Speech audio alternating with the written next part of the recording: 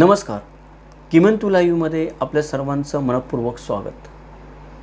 श्री राजनराजे अध्यक्ष धर्मराज्य पक्ष प्रस्तुत शिवकाळ या सदरातील शिवकालीन वतनदारीचे दुष्टचक्र या 5व्या मालिकेतील आजचा आपला तिसरा भाग आहे. या भागामध्ये आपण जाणून घेणार आहोत वतनदार आणि वतनदारीचा रोग. वतनदारी कशा पद्धतीने मराठी समाजाला किंवा महाराष्ट्रीयन समाजाला लागलेला एक रोग होता, कशा प्रकारे या वतनदारांनी छत्रपती शिवाजी महाराजांना जेरीस आणलं होतं, कशा प्रकारे या वतनदारांनी स्वतःच्या स्वार्थापोटी संपूर्ण राष्ट्राला घरघर लावली होती आणि राष्ट्रीयत्वाची भावनाच नष्ट करण्याचा प्रयत्न चालवलेला होता, ते आपण आजच्या भागामध्ये जाणून घेणार आहोत. कारण नेहमी आपल्याला एखाद्या व्हिडिओमध्ये किंवा एखाद्या पुस्तकामध्ये वतनदार होते, हे वतनदार जुलमी होते, शोषक होते असं सांगितलं जातं. पण जुलमी होते, शोषक होते म्हणजे नक्की करत काय होते, कशा प्रकारे वतनदार होते, हे वतनदार समाजाला ग्रासत होते, हे आपल्याला सांगता येत नाही किंवा आपल्याला कुठे वाचायला मिळत नाही. त्या गोष्टी आपण आजच्या भागामध्ये समजून घेणार आहोत. चला तर मग विषयाला सुरुवात करूयात. नमस्कार, माझं नाव किमंतू ओंबळे सरकार आणि आपण पाहतात किमंतू लाईव्ह यूट्यूब चॅनल. सगळ्यात पहिली गोष्ट तर आम्ही मराठे आपण जे म्हणतो, तर आम्ही मराठे ही जशी एक अभिमानाची गोष्ट आहे, तसंच आम्ही मराठे ही एक वतनदारीची पण गोष्ट आहे. आम्ही मराठे ही एक नामुष्कीची आणि लाजिरवाणी पण गोष्ट आहे. त्याच्याबद्दल आपण विचार करत नाही. आपण फक्त आणि फक्त आपल्या समाजाबद्दल चांगल्याच गोष्टींचा विचार करतो. आपले जे महानायक असतील त्या महानायकांनी केलेल्या सत्कृत्यांचाच विचार करतो, दुष्कर्मांचा विचार करत नाही, दुष्कृत्यांचा विचार करत नाही. त्याच्यामुळे इतिहास आपल्याला खऱ्या अर्थाने समजत नाही. वतनदारी, तरबदारी, मिराजदारी यामुळे महाराष्ट्राची फक्त आर्थिक प्रगती खुंटली नव्हती, तर मराठा समाजच राहिला नव्हता. आता वतनदारी म्हणजे काय, तरबदारी म्हणजे काय, मिराजदारी म्हणजे काय, हे आपण शिवकालीन वतन व्यवस्था या भागामध्ये, या मालिकेमध्ये 50 भागांच्या मालिकेमध्ये विस्ताराने पाहिले. त्यामुळे इथे त्याच्याबद्दल जास्त चर्चा करत नाही. आपल्याला सर्वांना विनंती आहे की आपण हा व्हिडिओ प्रथमच पाहत असाल तर हे सर्व मुद्दे समजून घेण्यासाठी कृपया मागील मालिका या आपल्या चॅनलवरच्या पाहाव्यात. तरी जी वतनदारी होती, या वतनदारीने मराठी समाजाची अवस्था अशी केली की समाज हा एकसंध समाजच राहिला नाही. त्याचं कारण असं की बहुतेक देशमुख होते, देशपांडे होते, त्याच्यानंतर वतनदार होते, सरदार होते, यांचं एकमेकांशी हाडवैर असायचं. आणि हे हाडवैर फक्त एका पिढीपुरतं नसायचं, तर पिढ्यानुपिढ्यांचं हाडवैर असायचं. त्यांच्यामध्ये रक्तपात, कत्तली, एकमेकांचे खून खराबे या नित्याच्याच गोष्टी असायच्या. त्याच्यामुळं हे सर्वजण एकत्र येऊन, हे सर्व मराठा वतनदार एकत्र येऊन काही कार्य निर्माण करतील, एकत्र येऊन काहीतरी एक संघशक्ती निर्माण करतील, ज्या संघशक्तीच्या बळावर काहीतरी राष्ट्र निर्माण होऊ शकेल, सत्कृत्य घडू शकेल, धर्माचं कार्य घडू शकेल, अशी परिस्थितीच राहिली नव्हती. दुसरी गोष्ट अशी होती की ही वाईट गोष्ट सगळ्यात जास्त की दोन देशमुखांची एकमेकांमध्ये भांडणं असतील किंवा दोन तरफदार असतील, दोन वतनदार असतील, ते मिळून एकमेकांशी भांडत असतील, रक्तपात करत असतील, खून खराबा करत असतील, तर तिथपर्यंत पण आपण समजू शकतो की वतनाच्या लोभापोटी करतात. परंतु एकाच घराण्यातील भावाभावांमध्ये पण हे असे प्रकार चालत असत आणि हे पिढ्यानुपिढ्या चालत असत.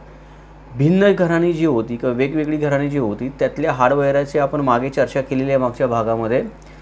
या भागामध्ये आपण काय करूयात की एकाच घराण्यामध्ये कशी भाऊबंदकी माजली होती ते आपण समजून घेऊयात उदाहरणावरून. म्हणजे एकाच घराण्यात ही परिस्थिती असेल तर दोन देशमुख किंवा दोन वतनदार म्हणून एकमेकांचे काय हाल करत असतील आणि हे सगळेजण मिळून समाजाचे काय हाल करत असतील हे आपल्याला समजायला मदत होईल. तर दोन प्रसिद्ध उदाहरणं आहेत या भाऊबंदकीची. पहिलं म्हणजे मसूरचं जे जगदाळे घराणं होतं, त्या जगदाळे घराण्यामध्ये जगदेवराव नावाचा एक पुरुष होऊन गेला. त्याला 4 मुलगे होते. त्यातला बाबाजीराव जो होता हा पहिल्या बायकोचा पुत्र होता आणि दुसऱ्या बायकोपासून त्याला रामाजी, विठोजी आणि दायाजी हे 3 पुत्र होते. या जगदेवरावाच्या मृत्यूनंतर जगदेवरावाने ज्या जमिनीच्या वाटण्या केल्या, या जमिनीच्या वाटण्या जगदेवरावाच्या दोन्ही बायकांपासून झालेल्या कुठल्याच मुलाला मान्य नव्हत्या. त्याच्यामुळे त्यांनी एकमेकांवर मारेकरी घालायला सुरुवात केली. त्याच्यामध्ये दुसऱ्या बायकोचे जे पुत्र होते रामाजी आणि दयाजी यांचा खून पडला आणि विठोजी पळून गेला. तिसरा जो पुत्र होता दुसऱ्या बायकोचा तो. त्याच्यानंतर हा जो विठोजी पळून गेला त्याने पहिल्या बायकोचा जो पुत्र होता जगदेवरावाचा बाबाजी, त्याच्यावर पण मारेकरी घातले आणि त्याच्यावर पण तीच आपत्ती आणली.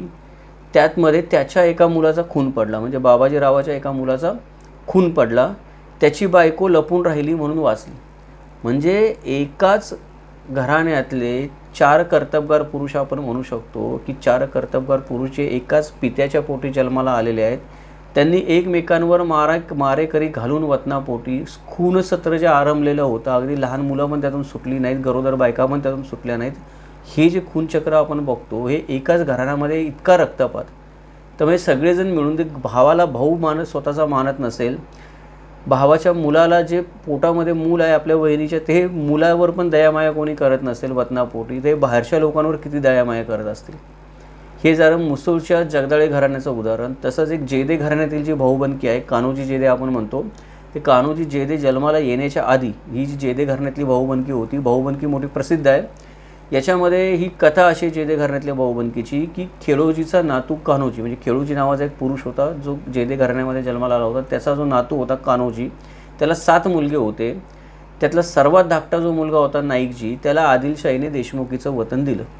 आता सगळ्यात धाकट्या भावाला वतन मिळालं, हे 2 मोठ्या वडील भावांना आवडलं नाही. त्या भावांनी मारेकरी घालून नाईकजीला ठार मारलं. तेव्हा नाईकजीच्या लोकांनी या 2 मोठ्या भावांना ठार मारलं. मग आदिलशहाने काय केलं की या नाईकजीची जी विधवा होती, त्या विधवा बायकोचं नाव होतं अनसवा, या बायकोला तिच्या नावाने देशमुखी करून दिली. पण तिला मुलगा झाल्यावर तिला आणि त्या मुलाला मारण्यासाठी नाईकजीचे दुसरे जे 2 वडीलबंधू होते, ते वडीलबंधू चालून आले.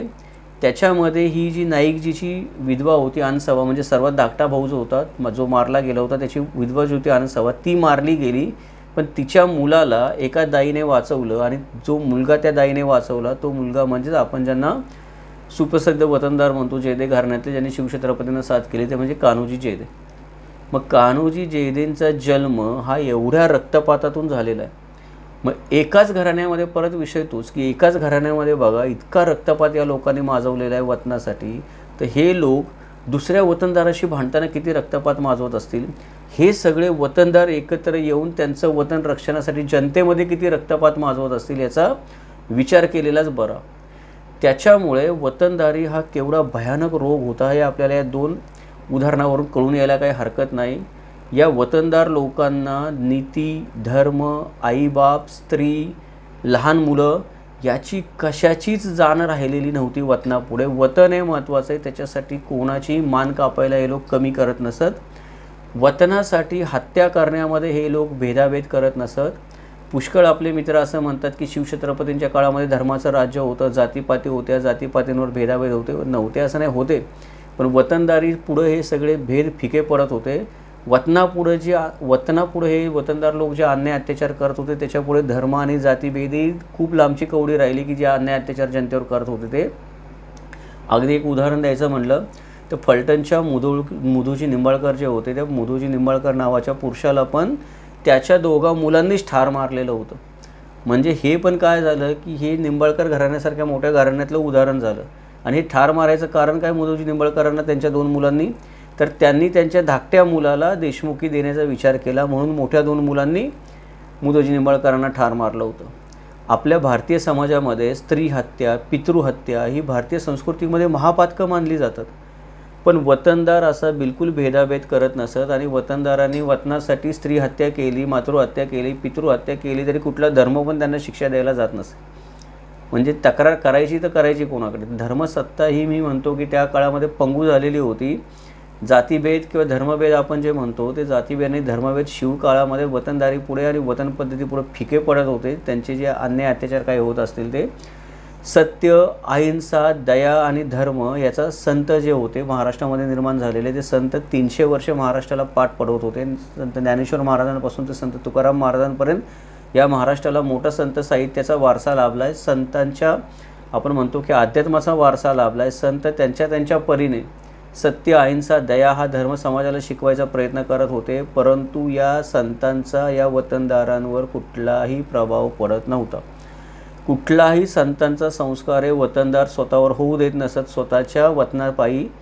त्याच्यामुळे इत्यर्थ असा निघतो याच्यामधून की महाराष्ट्र हा समाजच राहिला नव्हता. एखादी गोष्ट किंवा एखादा समाज राहण्यासाठी माणसांमध्ये काहीतरी नीतिनियम असावे लागतात. काहीतरी कर्तव्यबुद्धी असावी लागते, काही बंधने, कुठला तरी कायदा असावा लागतो, तर त्या समूहाला माणसांच्या आपण समाज म्हणू शकतो. ती तशी कुठलीही बंधनं, कसलीही नीती मध्ययुगीन कालखंडांमध्ये या वतनदारांनी माजवलेल्या अराजकामुळे राहिलेली नव्हती आणि महाराष्ट्राच्या समाजाला समाज म्हणता येणं हे अशक्यप्राय झालं होतं. आता ह्या सगळ्या गोष्टी हे वतनदार करत होते कशासाठी? तर पातशाही किताब मिळवण्यासाठी. मग पातशाही किताब पाहिजे होते कोणाला? तर ही जी उदाहरणं आपण बघितली हे देशमुख, देशपांडे, पाटील यांच्या कथा झाल्या, आपण ज्या आत्ता वरती बघितल्या, ज्या रक्तपाताच्या होत्या त्या. यांच्यावरती जे सरदार होते, वतनदार होते, मनसबदार होते, जहागीरदार होते, त्यांच्या कथा पण काही फारशा निराळ्या नाहीत. 5 दक्कनी पातशाह्यांमध्ये मराठ्यांचा उत्कर्ष झालेला आपल्याला दिसून येतो. छत्रपतींच्या पूर्वी 2-250 वर्ष आपण मागच्या भागामध्ये पण पाहिली की 8 घराणी प्रस्थापित झाली होती. विशेषतः बहमनी राज्याची शक्ल झाल्यानंतर मोठमोठ्या अधिकार पदावर अनेक मराठी सरदार चढले होते. या मोठमोठ्या अधिकार पदावरच्या प्रसिद्ध मराठा सरदारांची काही नावं पण आपल्याला सांगता येतात, जसं की कंवरसेन, अश्लोजी जाधव, संभाजी चिटणीस हे निजामशाहीमध्ये मोठ्या पदावर चढले होते. त्याच्याबरोबर मुरारराव, जगदेवराव, रामराव, कदमराव, मादन्ना, अक्कन्ना हे लोक कुतुबशाहीमध्ये मोठ्या पदावर चढलेले होते. मुरार जगदेव, छत्रपती आपण मुरार जगदेव आणि शहाजीराजे ही 2 उदाहरणं आपण देऊ शकतो की हे लोक आदिलशाहीमध्ये प्रसिद्धीस पावलेले होते. ह्या सगळ्या लोकांनी आपल्या आपल्या अधिकाराचा उपयोग करून घेऊन अनेक मराठा घराण्यांना, अनेक मराठा सरदारांना, अनेक मराठा माणसांना वेगवेगळ्या पातशाहीच्या दरबारांमध्ये मोठमोठ्या पदांवर चढवलेलं होतं. आणि या सगळ्यांनी मिळून, वतनदारांनी मिळून फक्त जनतेलाच त्रस्त केलं होतं असं नाही, तर या सगळ्यांनी मिळून या 3 पातशाह्यांना पण त्रस्त करून सोडलं होतं, भंडावून सोडलं होतं. कारण या वतनदारांमधले काही लोक जे होते ते इतके पराक्रमी लोक होते की त्यांचं सुलतानाशी जरा कुठं काही बिनसलं की हे लोक बंडाळ्या माजवत असत, सुलतानाला हैराण करून टाकत असत. जगदेवरावामध्ये तर एवढी ताकद होती मुरावर जगदेवरावामध्ये की त्याने 3ही पातशाह्यांना त्रस्त करून टाकलं होतं. वाटेल त्याला राज्यपदावर बसवायचे आणि वाटेल त्याला राज्यपदावरून काढायची ठाई त्याच्या शक्ती होती असे सरदेसाईंनी म्हणलं होतं. नंतरच्या काळामध्ये शहाजीराजे पण एवढे शक्तिशाली झाले की निजामशाहचा वारस मांडीवर घेऊन निजामशाही चालवणे इतकी त्यांची ताकद वाढलेली होती.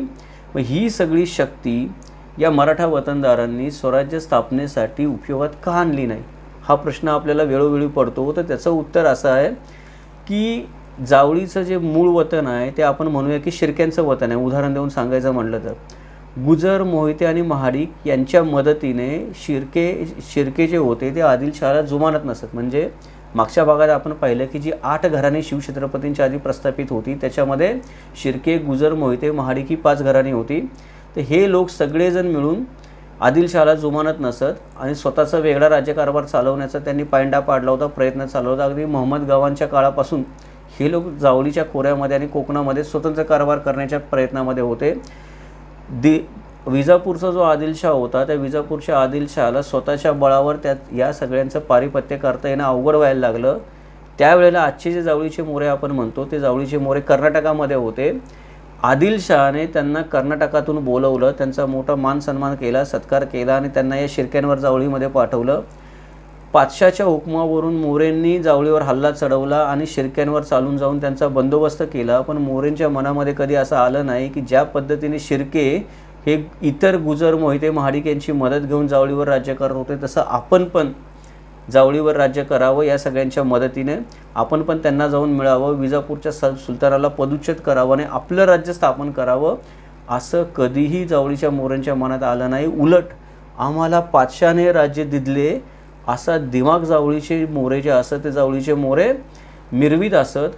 सुलतानाकडून वेगळे वेगळे किताब मिळवण्यामध्ये फक्त जावळीच्या मोऱ्यांना दोष देण्यामध्ये काही अर्थ नाही. सुलतानांकडून वेगळे वेगळे किताब मिळवण्यामध्ये या वेगवेगळ्या वतनदारांना मोठं भूषण वाटत असे. जावळीच्या मोऱ्यांप्रमाणेच घाटगे, घोरपडे या घराण्यातील पराक्रमी वीरांनी सर्जेराव, प्रतापराव, हिंदूराव, अमीर उल अमराव असे किताब निरनिराळ्या सुलतानांकडून मिळवलेले होते. ह्या किताबांचं त्यांना मोठं भूषण वाटत असे आणि ते मिळवण्यासाठी हे सर्व वतनदार स्वकीयांवर पण चालून जात असत, स्वकीयांच्या कत्ली करत असत, स्वतःचाच मुलूक जाळून पुळून त्याचा विध्वंस करत असत. आणि या सगळ्याचं त्यांना फळ काय मिळत असे तर सुलतानाची लहर फिरली की तो किताब आणि वतनदार त्या दोघांचाही अंत होत असे.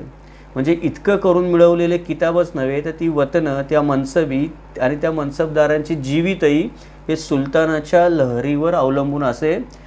लहर फिरताच आपण बघितलं की विजापूरच्या आदिलशहाने मुरार जगदेवरावाला भर दरबारामध्ये ठार मारलं, भर रस्त्यावर हालाल करून. कुतुबशहाने रामरावाला ठार मारलं, त्यानेच कदमरावाला ठार मारलं. लखुजी जाधवरावांचा शेवट पण असाच आपण म्हणतो की चुकीच्या पद्धतीने झाला. त्यांच्या लखुजी जाधवरावांसारख्या एवढ्या कर्तबगार व्यक्तीचा शेवट ज्या सन्मानाने व्हायला पाहिजे होता त्या सन्मानाने झाला नाही निजामशाहीमध्ये आणि मुघलशाहीमध्ये. म्हणजे हे सगळे मनसबदार एवढं सगळं करून, स्वकीयांशी वैर करून, स्वकीयांशी द्रोह करून, स्वतःचाच मुलूक जाळून, स्वतःच्याच भाऊबंधांना मारून, स्वतःचेच दुसरे इतर राजे महाराजे असतील त्यांच्याशी वैर पत्करून त्यांचा अंत शेवटी अशा वाईट पद्धतीनेच होत असे. मग एवढी वाईट परिस्थिती येत होती तरी पण हे वतनदार असत, हे वतनदार कधी सुलतानावर सुडका उगवत नसत.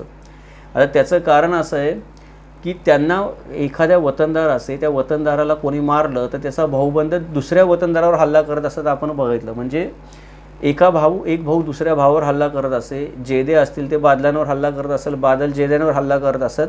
परंतु ज्या पद्धतीने मुसलमान सरदार असत ते कधी पण मुसलमान पातशाला पदच्युत करत असत, मारून टाकत असत, ठार करत असत. पण मराठा सरदारांनी मात्र हे पाप कधी केलं नाही की किती बादशांनी त्यांच्या किती माणसांना मारू दे, किती वतनदारांना मारू दे, किती सूड उगू दे, पण कुठल्याही मराठा वतनदाराला असं कधी वाटलं नाही की या बादशाने माझ्या भाऊबंदाला मारलेलं आहे, या बादशाने माझ्याच जाती धर्मातल्या ज्ञातीतल्या असणाऱ्या दुसऱ्या वतनदाराला मारलेला आहे, ह्या बादशाने जो आहे तो माझ्या रयतेवर जुलूम केलेला आहे, जी रयत माझी आहे ती, तर आता जाऊन मी बादशावर सूड उगवावा हे कुठल्याही वतनदाराला कधी वाटलं नाही.